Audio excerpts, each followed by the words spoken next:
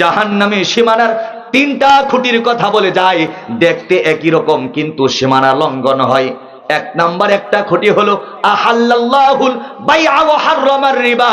আল্লাহ বলেন আমি সুদকে হারাম করেছি, ব্যবসাকে হালাল করেছি। যারা বলে সুদ আর ব্যবসা তো একই রকম, তুমি মাল দিয়ে লাভ করো, আমি টাকা দিয়ে লাভ করি, দেখতে তো একই রকম।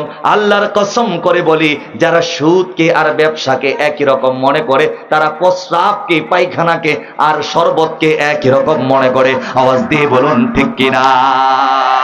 তাহলে যারা সুদ খাবে তাদের ঠিকানা জাহান্নাম, নাকি ভয় লাগে?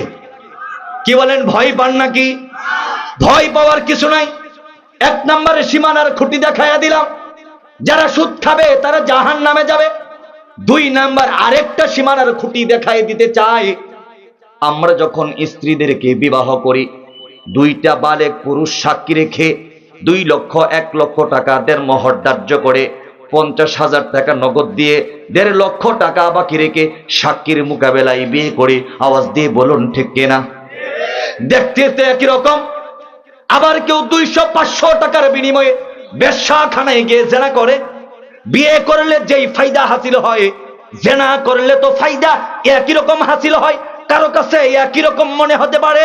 আল্লাহ রাব্বুল আলামিন বলেন ফাআম্মা মান তাগা, তাদের কাছে যদি বিবাহ করার পরে সহবাস আর জেনা যদি একই রকম মনে হয়, তোমরা বুঝে নিবা লোকটা মরতে দেরি, তার জাহান্নামে যেতে দেরি না। আওয়াজ দিয়ে বলুন নাউযুবিল্লাহ। রাগ উঠেছে, রাগ উঠে বউকে তালাক দিছে। আজকেও এক লোক তালাকের মাসালা জানতে এসেছে, রাগ উঠেছে, বউকে তালাক দিছে। কাবিরের 18 নম্বর কলামের মধ্যে লেখা আছে, স্ত্রী তার স্বামীকে তালাক দিতে পারবে এই শর্তের বিনিময়ে আপনি স্ত্রীকে বাধা দেন নাই। রাগ উঠেছে, মেয়েদের তো রাগ এমনি উঠে, লিপস্টিক লেপটে গেলে উঠে, হাতের চুড়ি ভেঙে গেলেও রাগ উঠে, বাচ্চা ময়লা করলেও রাগ উঠে, মেহমান আসলেও রাগ উঠে, আবার মেহমান না আসলেও রাগ উঠে। বউ তো আপনার রাগ করে 3 কলম দিয়া খোসা দিয়া 3 তালাকের কাগজ পাঠাইয়া দিছে।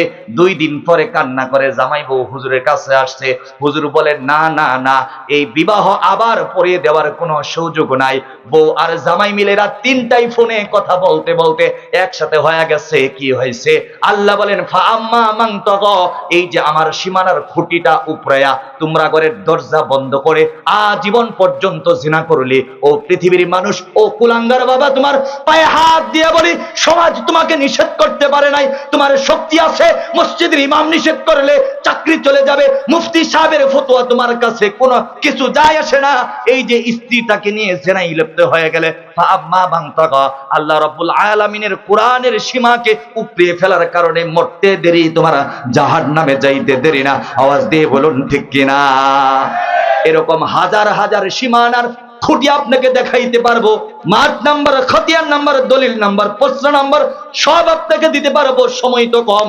এরপরে সূরা নিসার 11 নম্বর আয়াতের ছোট্ট একটা বলে যায়, আল্লাহ রাব্বুল আলামিন ছোট্ট আয়াতের মধ্যে বলেন ইউসিকুমুল্লাহু ফি আওলাদিকুম লিযযাকারি মিসলু হাজ্জিল উনসাইন। পিতারও যদি সন্তান থাকে, ছেলে পাবে 2 ভাগ, মেয়ে পাবে 1 ভাগ, বাবা চাচারা পাবে 2 ভাগ, ফুপ্পি পাবে 1 ভাগ। ভাই তো 2 ভাগ নিয়েছে, বোনেরটা গিলে খেয়ে ফেলেছে, চাচারা জেঠারা তো 2 ভাগ নিয়েছে, ফুপ্পিটা গিলে খেয়ে ফেলেছে।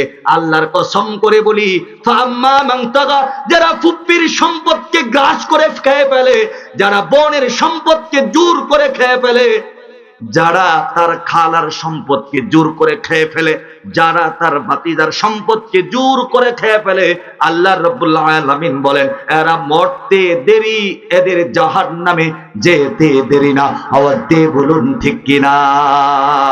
তাহলে জাহান্নামে যাবে তারা যারা সীমা লঙ্ঘন করে, জাহান্নামে যাবে তারা যারা আখিরাতের তুলনায় দুনিয়ার জিন্দেগিকে বড় প্রাধান্য দেয়।